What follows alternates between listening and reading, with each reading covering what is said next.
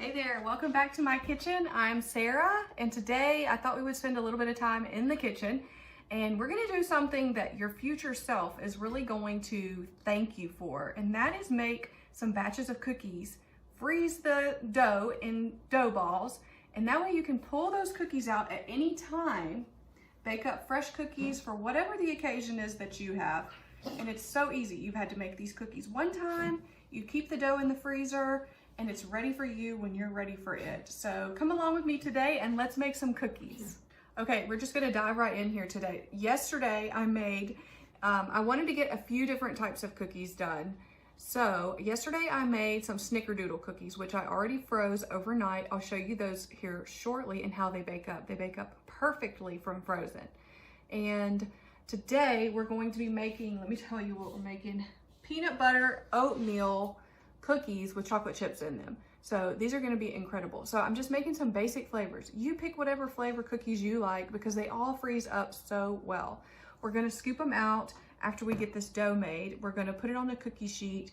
We're going to freeze them separately, and then you can easily just bag them up and then pull out exactly what you need whenever you need it. So anyway, let's get going on this dough. It's a simple recipe, but let's jump right in. Okay, I have my recipe printed here, and this one is from, I think it's called Easy Family Recipes. I just Googled one and found it on the internet, made sure it looked good to me, and we're gonna use this one. So it calls for a cup of butter, a cup of white sugar, and 2/3 cup of brown sugar, and we're gonna cream those things together first. I've got my mixer right here in front of me, and we're gonna get the butter into the mixer first and get it going.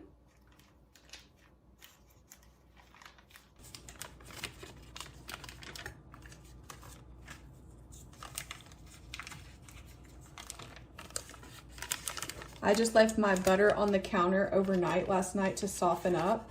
That's the way that I like to soften butter. If you don't think about it in advance, you can always throw it in the microwave for a few seconds until it gets soft for you.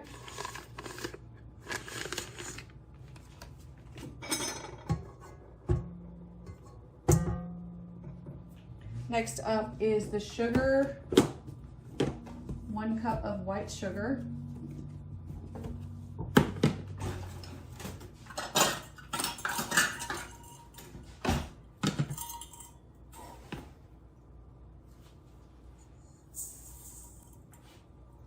And 2/3 cup brown sugar,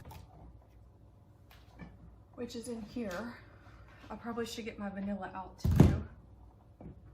I bet it calls for vanilla, and I bet it calls for salt, so I probably should get it out.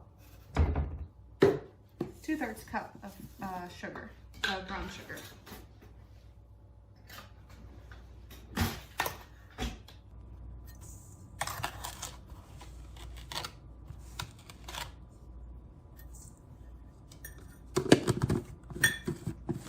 All right, so now we can cream this together. We'll just turn it on for a couple minutes here while we are mixing up the dry ingredients in a separate bowl.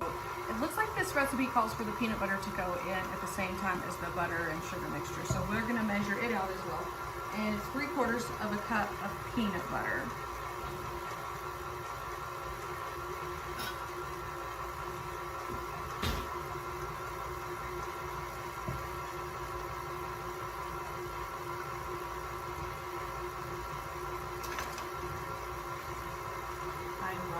Peanut butter cookies.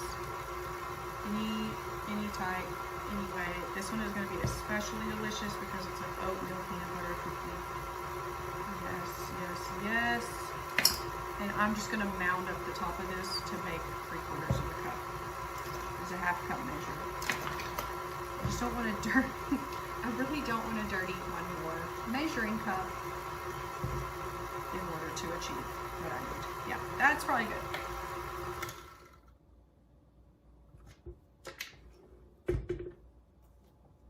So I'll go ahead and scrape the sides and then add the peanut butter.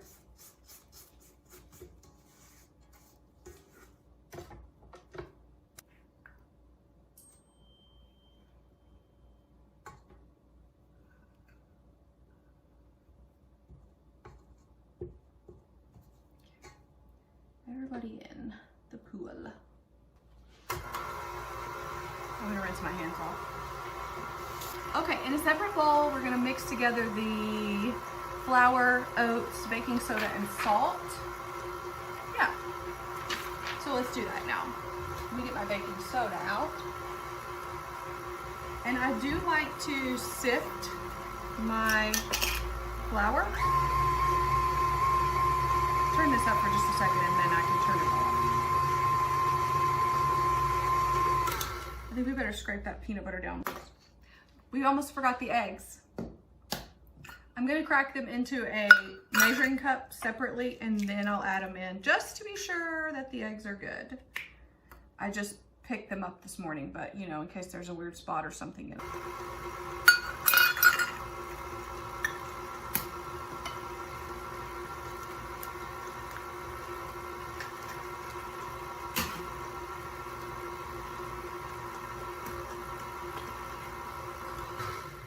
Okay, now onto the dry ingredients. So I have a separate bowl here and I'm going to sift in the flour, 2 cups of flour.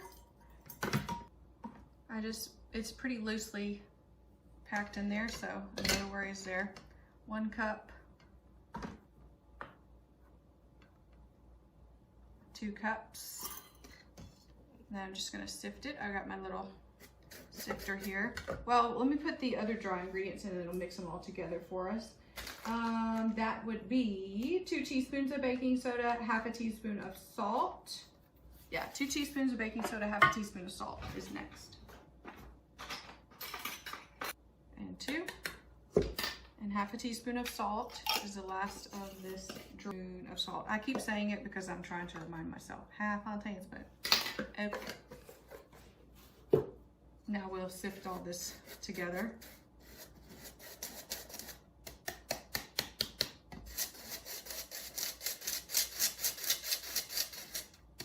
I just make sure you don't have any big clumps of anything because like in here I have some clumps of baking soda.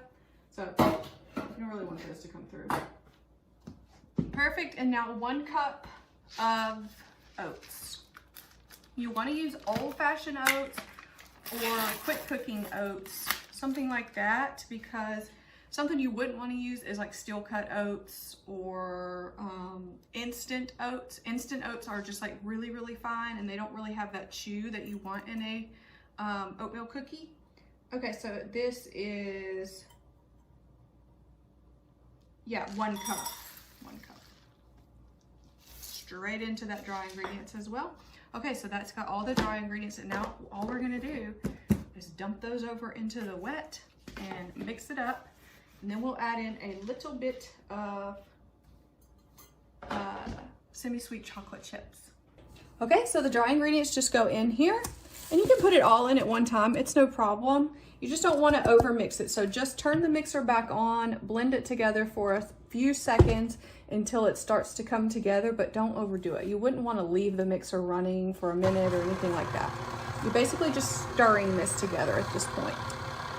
If you over mix a cookie dough like this, things will get really tough. The same thing with cake batter or something like that. So you just bring it together until the ingredients are all moistened, and then you can turn it off. Looks great. Let me tell you some of the reasons that I love to make cookies, any cookies in advance. I think it is so convenient. Well, first of all, it's just Alan and I for the most part around here. So there's no reason that I should ever need to make 24 cookies at one time for just the 2 of us, you know? So typically in our normal everyday, you know, life, if we wanted some fresh homemade cookies, you know, we wouldn't have that because I'm not just gonna make up a whole batch of cookies just for the 2 of us in most scenarios. So it is so handy if you have something like this on hand where you can just take out 4, 6, whatever, you know, just to have a few to eat on here and there. You just take them out and you just bake them right up, and they bake up perfectly. I even use the air fryer sometimes to bake up the cookies. If I don't want to turn the big oven on and heat up the whole house, you know, I will use the air fryer. I just put a sheet of parchment in the bottom of the air fryer. Now I do take the temperature down a little bit. So like if they say to bake on 350, I'll take it down to like 325 because I do think the air fryer can be a little bit hotter than your it just bakes a little bit faster than your normal oven because it is such a concentrated heat, you know, in that small space. So I will take the temperature down about 25 degrees from whatever it is calling for, and then just keep an eye on them. But they bake up so well. I'm adding in 2 cups of chocolate chips. I'm gonna start with 1 cup and see, because 2 cups seems like a lot, but maybe it's not. Maybe it's not. I mean, I know the more the merrier with chocolate chips, but I just want to see how much this goes in here, in this batter.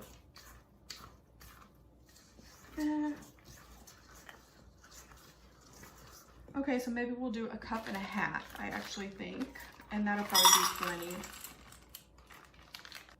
Yeah, so I think we'll do 1.5 cups instead of 2 cups. I think that'll be plenty in here. Yes. And as I said, I'm just stirring these in by hand.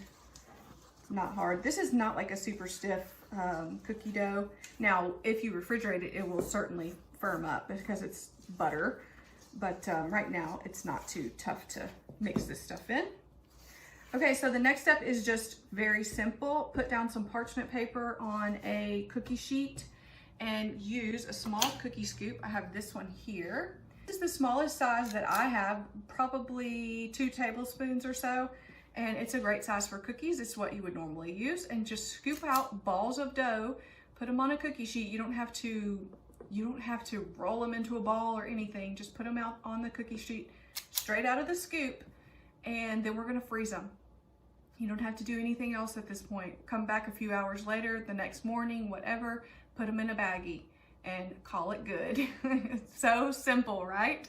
Okay, I'm gonna get started scooping now. All right, I'm just scooping these out. I already have 1 pan of these done, and I'm just gonna keep going until I finish the rest of the little batter here. It's just a few more, it looks like. But you see, I'm just scooping them out straight onto the paper, and then I'll put this pan straight into the freezer, just like this. Once everything is nice and solid, I think that's it. Once everything's nice and solid, then I will come back and take them off the paper and put them into a bag. Simple, very simple.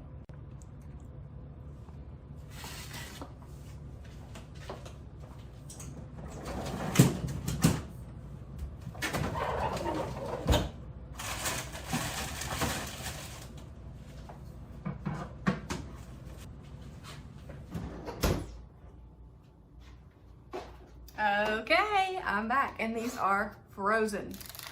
Check these out. Nice and hard. So these are ready to be packaged up into a Ziploc gallon bag and put into the freezer. I have 2 pans that I ended up with here, and I actually baked some for a little pop-up event that I'm doing tomorrow. So I went ahead and baked some up. I wanted to show you too the Snickerdoodles that I did yesterday. I baked a few more of these. So I baked a few last night, and then today for my event tomorrow, I baked some more. So this is what I have left of the Snickerdoodles. Probably 1.5 dozen or so. So plenty to get us through for a little while. And this has been like one of the easiest projects. Let me grab a bag and we'll put them all in the bag so they don't sit on the counter here too long. For my event tomorrow, I baked some more. So this is what I have left of the Snickerdoodles. Probably 1.5 dozen or so. So plenty to get us through for a little while. And this has been like one of the easiest projects. Let me grab a bag and we'll put them all in the bag so they don't sit on the counter here too long.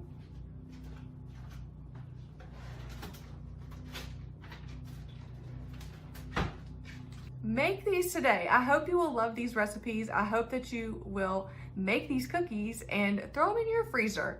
That way you've got something on hand as a special treat whenever you want it. So thanks for joining me today. I hope that you will like the video and subscribe to my channel for more of what's to come in the future. So see you then. All right, I feel like I have got myself a little bit of a sweet tooth today, and I am going to show you exactly how to bake up those frozen cookies. I'm excited. So we've got those Snickerdoodles, and we got those oatmeal peanut butter chocolate chip cookies. I'm gonna do some of each because we will have them to snack on throughout the next few days and have some dessert after dinner tonight, that type of thing. So let me show you exactly how they bake up from frozen.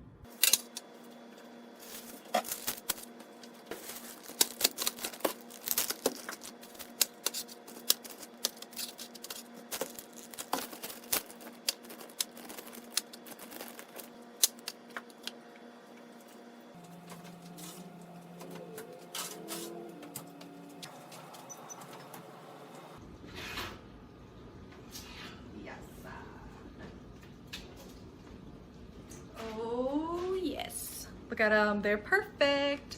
Okay, I'm gonna let them cool for a few minutes though. Okay, I have officially waited as long as I'm going to be able to wait for these cookies. I baked them at 350 degrees. It took about 13 minutes to bake them from frozen. Both the Snickerdoodle, look at this incredible Snickerdoodle.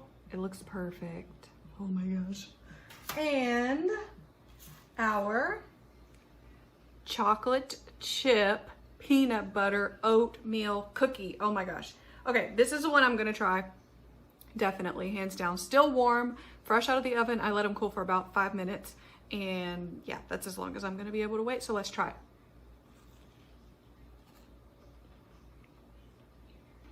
It's perfect. I mean, it's perfect. Look at this cookie. It's so good. You have to make these. You have to freeze these. You're gonna be so happy with yourself if you do, because you're gonna be able to have cookies anytime you want. So try it out.